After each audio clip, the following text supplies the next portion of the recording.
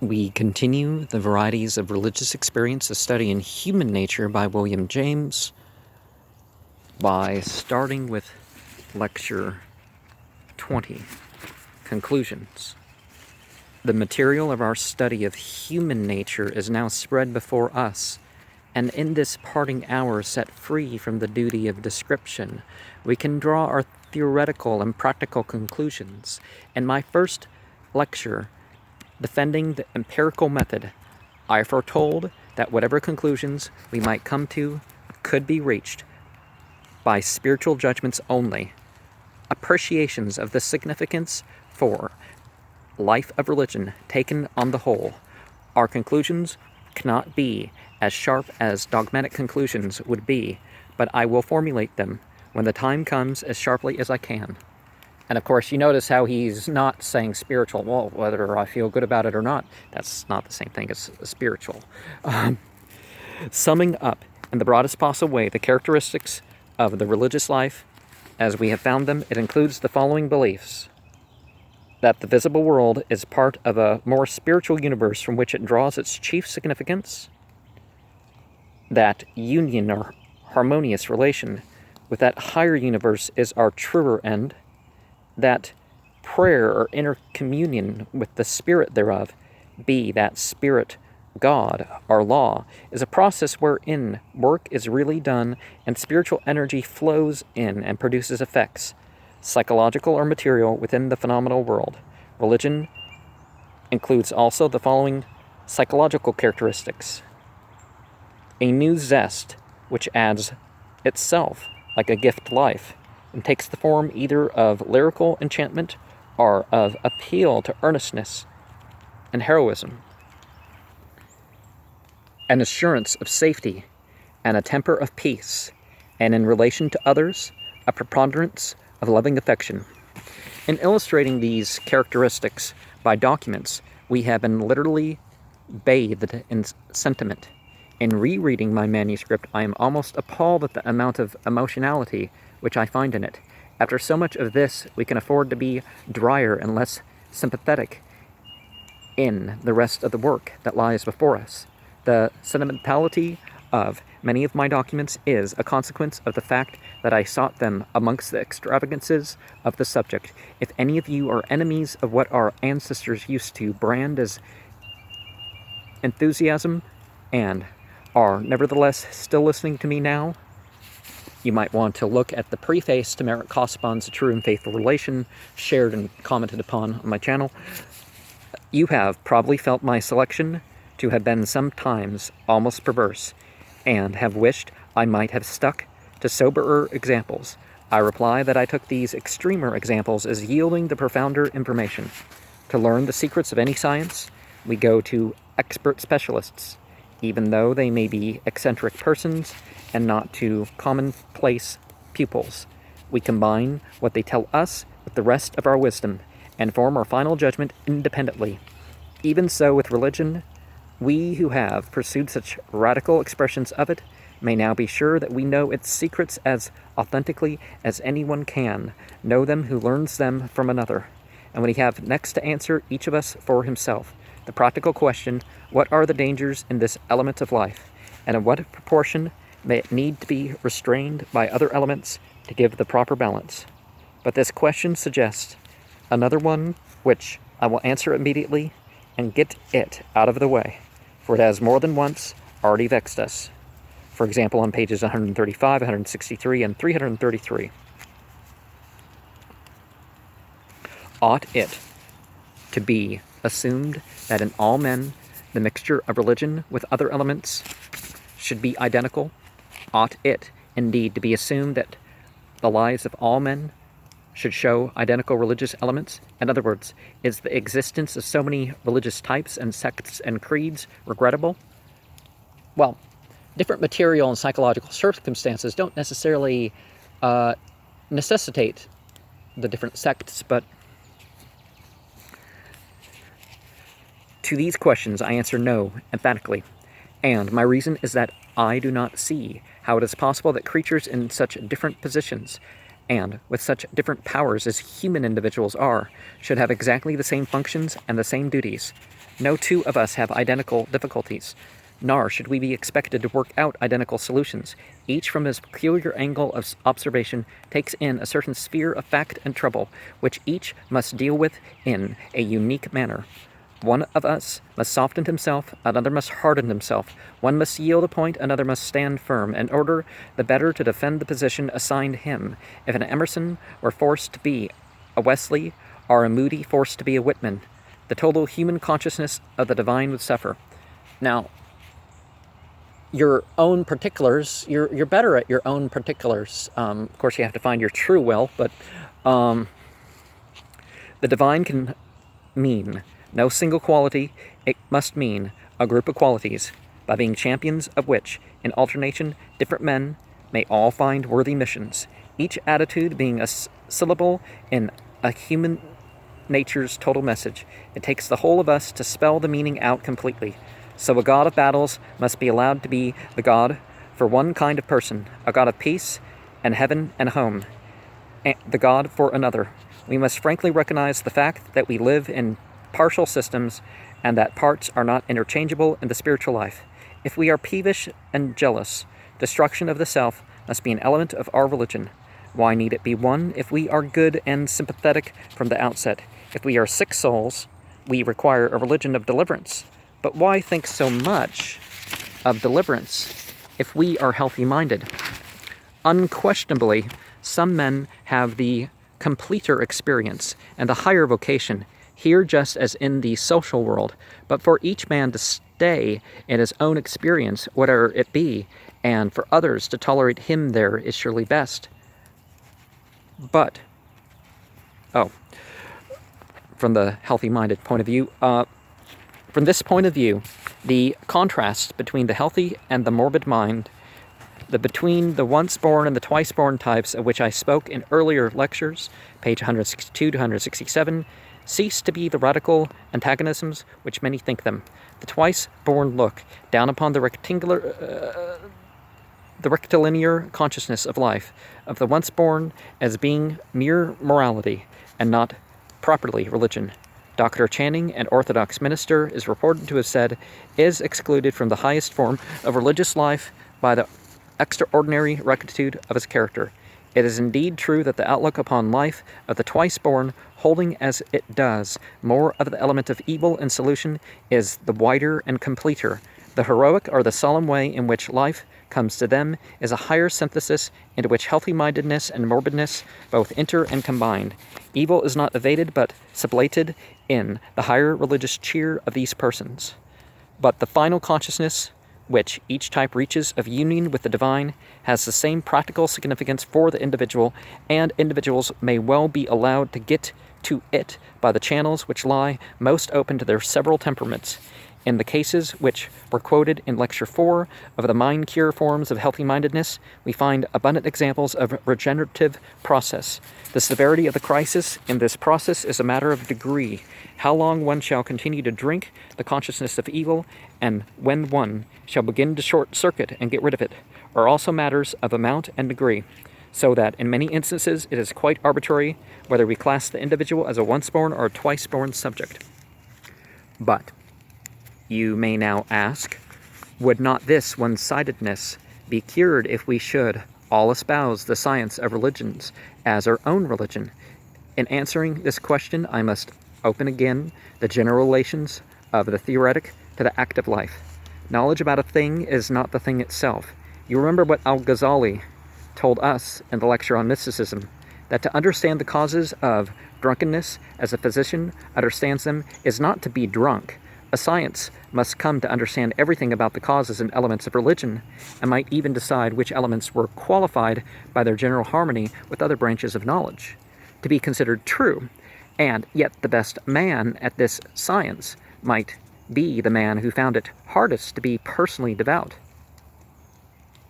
Taut sevior est taut pardonar.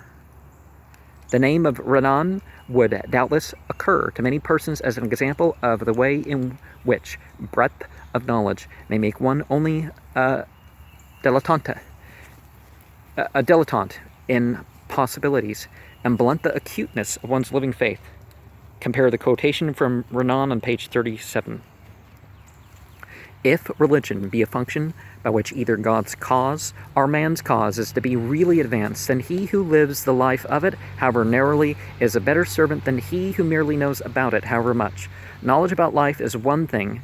Effective occupation of a place in life with its dynamic currents passing through your being is another. For this reason, the science of religions may not be an equivalent for living religion, and if we turn to the inner difficulties of such a science, we see that a point comes when she must drop the purely theoretic attitude, and either let her knots remain uncut, or have them cut by active faith.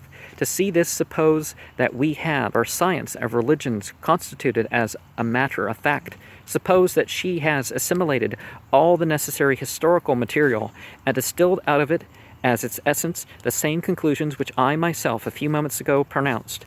Suppose that she agrees that religion, wherever it is an active thing, involves a belief in ideal presences and a belief that in our prayerful communication with them work is done and something real comes to pass.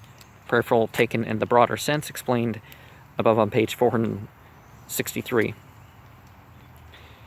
She is now to exert her critical activity and to decide how far, in the light of other sciences and in that of general philosophy, such beliefs can be considered true. And in Confucianism, there's the idea that Li, ritual, produces Ren, noble character. So, and of course, Islam picks that up, is that the way to maintain your character is through the prayer. It reminds you in ways that, oh, I just think I need, well, the ritual prayer, and then supplication second, but yeah.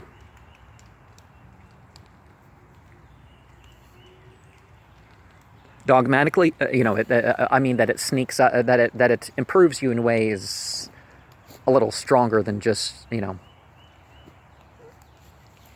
hitting it directly, Dogmatically, to decide this is an impossible task.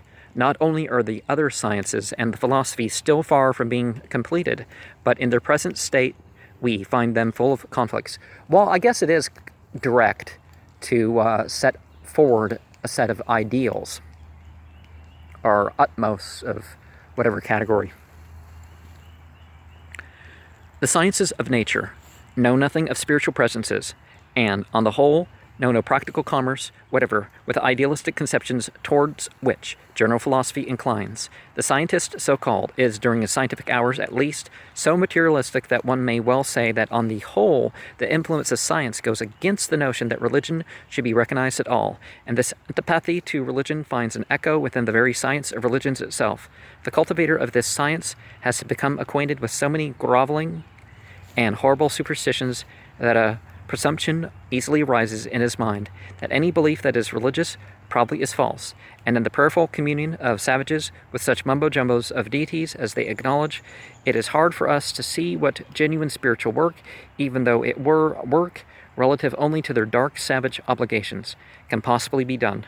The consequence is that the conclusions of the science of religions are as likely to be adverse as they are to be favorable to the claim that the essence of religion is true. There is a notion in the air about us that religion is probably only an anachronism, a case of survival, an atavistic relapse into a mode of thought which humanity in its more enlightened examples has outgrown. And this notion our religious anthropologists at present do little to counteract. One of the problems with that, though, is that the human being basically has pretty much all the same drives. It's just we repress them. Oh, well, 40 decibels or louder isn't thunder. It isn't roaring animals or somebody or an army or something that's posing a threat to kill you. At least it's not usually. It's the television or the thing you're listening to that you have plugged in your ears or whatever. But honestly, we're meant to have the same health. Oh, we transformed foods to look like to seem like meat and eggs and milk and all sorts of stuff, but they're not. And I'm not talking about blended almonds or something like that. I'm talking or bean curd like they've always eaten. I'm talking like other modern foods. We're not designed to eat that stuff, you know. Same thing with our psychology and all that stuff. It's just, you know, this view is so widespread at the present day that I must consider it with some explicitness before I pass my own conclusions. Let me call it the survival theory for brevity's sake. The pivot around which the religious life, as we have traced it, revolves is the interest of the individual in his private personal destiny. Religion, in short, is a monumental chapter in the history of human egotism. The claims of gods believed in, whether by crude savages or men disciplined intellectually, agree with each other in recognizing personal calls. Religious thought is carried on in terms of personality, this being in the world of religion the one fundamental fact. Today, quite as much as at any previous age, the religious individual tells you that the divine meets him on the basis of his personal concerns. Science, on the other hand, has ended by utterly repudiating the personal point of view. She catalogues her elements and records her laws indifferent as to what purpose may be shown forth by them, and constructs her theories quite careless of their bearing on human anxieties and fates. Though the scientist may individually nourish a religion and be a theist in his irresponsible hours, the days are over when it could be said that for science herself the heavens declare the glory of God, and the firmament showeth his handiwork. Our solar system with its harmonies is seen now as but one passing case of a certain set of moving equilibrium in the heavens, realized by a local accident in an appalling wilderness of worlds where no life can exist. At a span of time which as a cosmic interval will count but as an hour, it will have ceased to be. The Darwinian notion of chance, production, and subsequent destruction, speedy or deferred, applies to the largest as well as to the smallest facts. It is possible, in the present temper of the scientific imagination, to find in the driftings of the cosmic atoms, whether they work on the universal or on the particular scale, anything but a kind of aimless weather, doing and undoing, achieving no proper history, and leaving no result. Nature has no one distinguishable ultimate tendency with which it is possible to feel a sympathy. In the vast rhythm of her processes, as the scientific mind now follows them, she appears to cancel herself. The books of natural theology, which satisfied the intellects of our grandfathers, seem to us quite grotesque, representing as they did a God who conformed the largest things of nature to the paltriest of our private wants.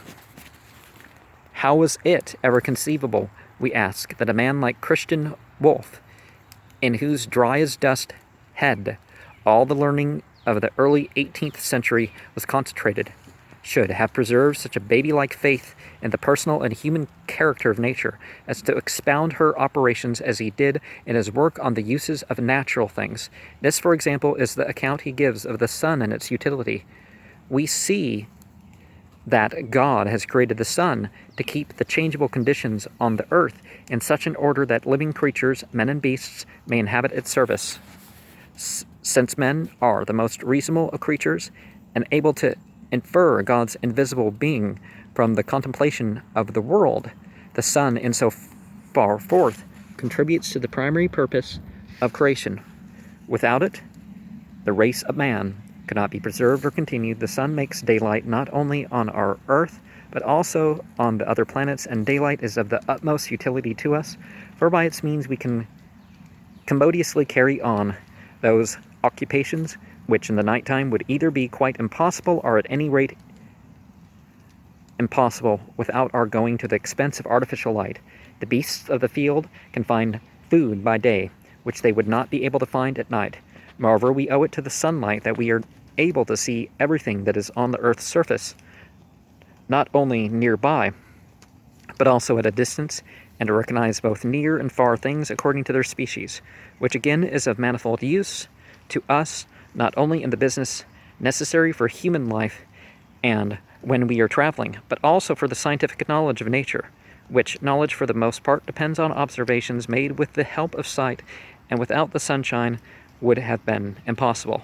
If anyone would rightly impress on his mind the great advantages which he derives from the sun, let him imagine himself living through only 1 month, and see how it would be with all his undertakings if it were not day but night.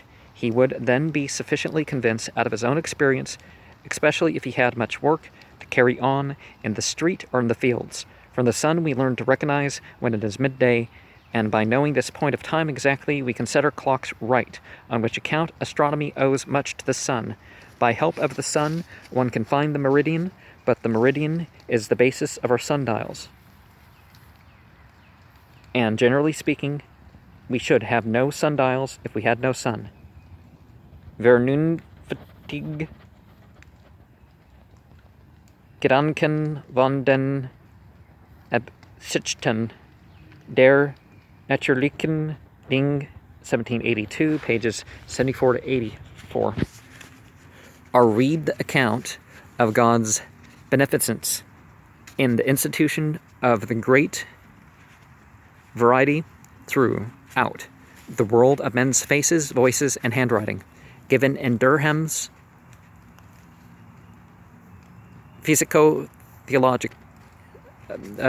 Durham's Physico-Theology, a book that had much vogue in the 18th century.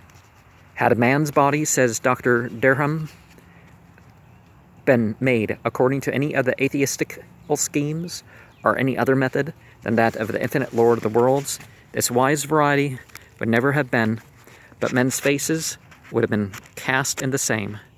Are not a very different mold, their organs of speech would have been cast in the same. Or not a very different mold, okay. Their organs of speech would have sounded the same, are not so great a variety of notes, and the same structure of muscles and nerves would have given the hand the same direction in writing. And in this case, what confusion, what disturbance, what mischiefs would the world eternally have lain under? No security could have been to our persons, no certainty, no enjoyment of our possessions, no justice between man and man, no distinction between good and bad, between friends and foes, between father and child, husband and wife, male or female, but all would have been turned topsy-turvy by being exposed to the malice of the envious and ill-natured, to the fraud and violence of the knaves and robbers, to the forgeries of the crafty cheat, to the lusts of the effeminate and debauched, and what not. Our courts of justice can abundantly testify the dire effects of mistaking men's faces, of counterfeiting their hands, and forging writings.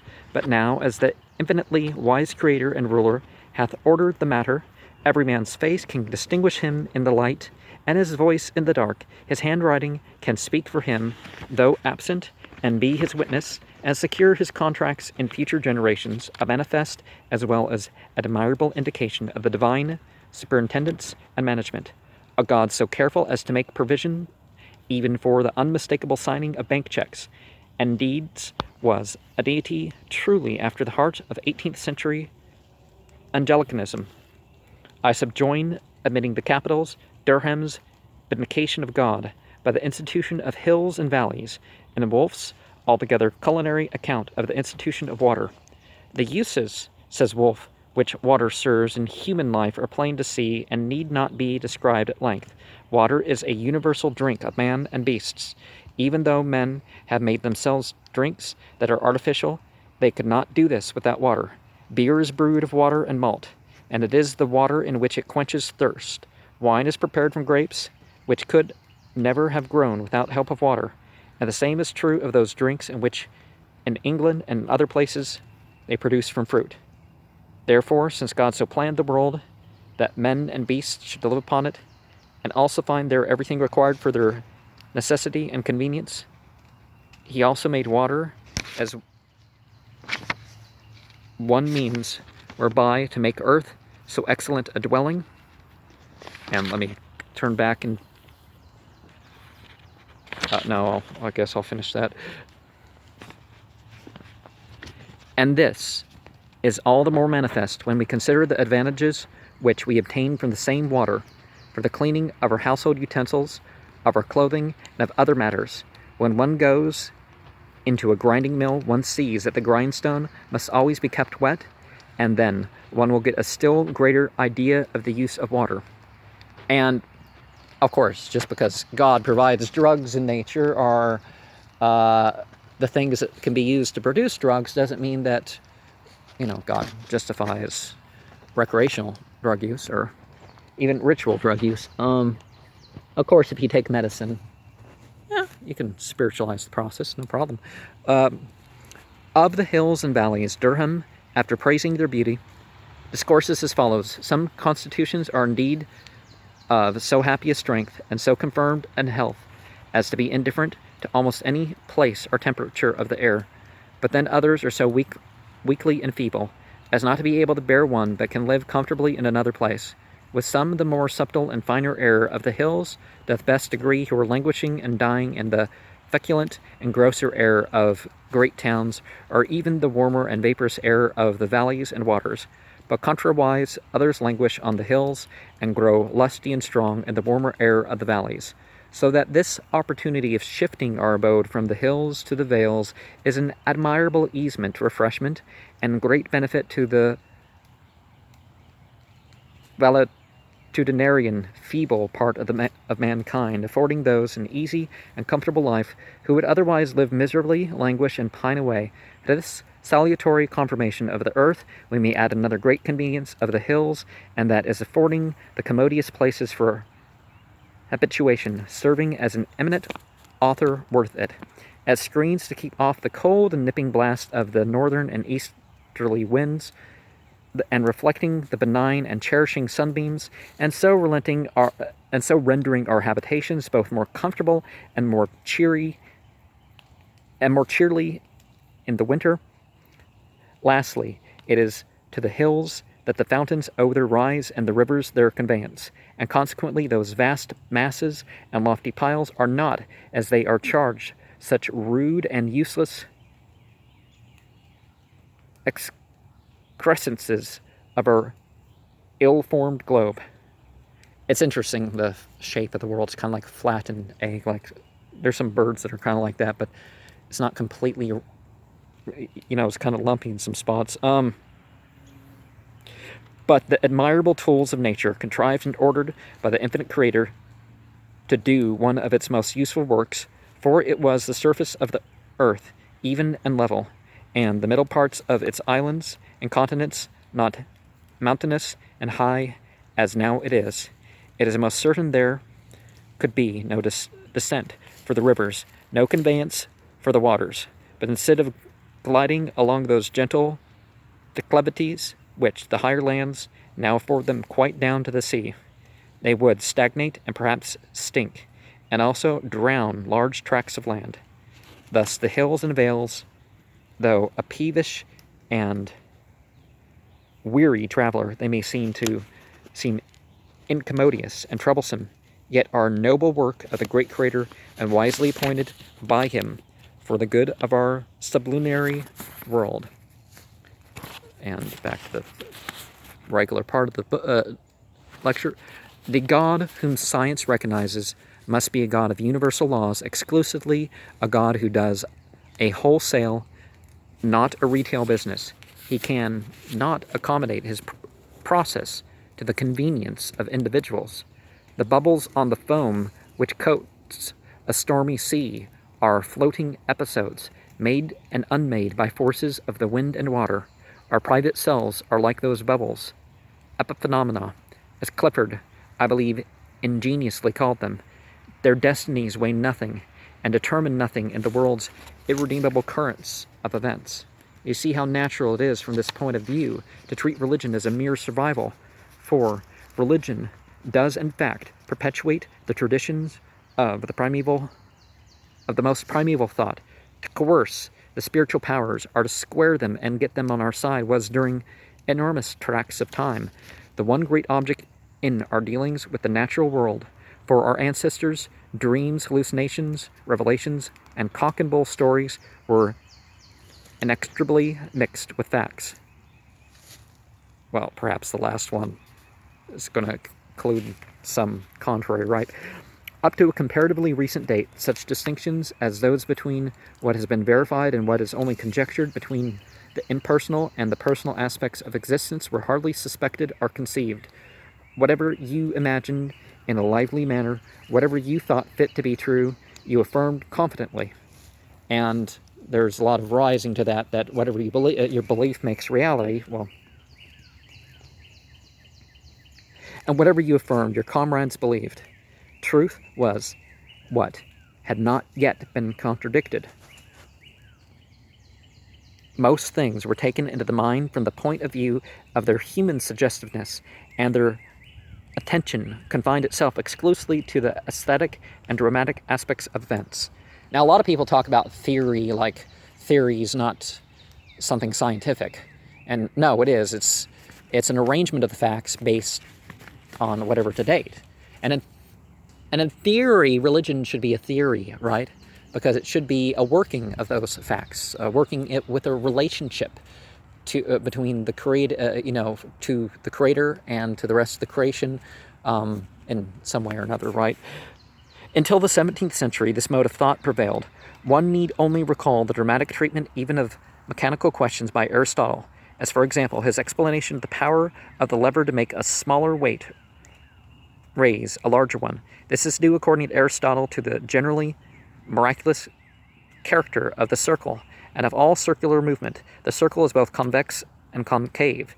It is made by a fixed point and a moving line, which contradict each other, and whatever moves in a circle moves in opposite directions. Nevertheless, movement in a circle is the most natural movement, and the long arm of the lever, moving as it does